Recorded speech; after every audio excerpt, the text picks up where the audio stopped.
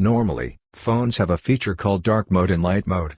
This means that in dark mode, everything will follow a darker pattern, while in light mode, it will follow a lighter pattern.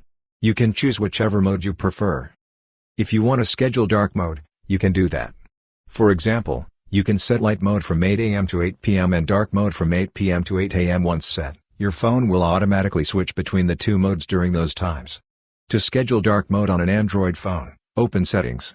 Look for the display option and tap on it. Inside Display, you'll find the Schedule Dark Mode option.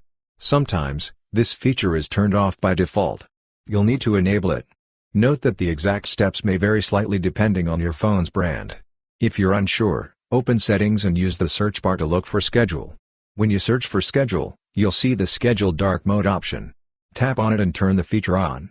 Here, you'll need to set the turn on and turn off times. For example, set the turn on time to 8 p.m. and the turn off time to 8 a.m. every day. During this period, your phone will automatically switch to dark mode and revert to light mode afterward.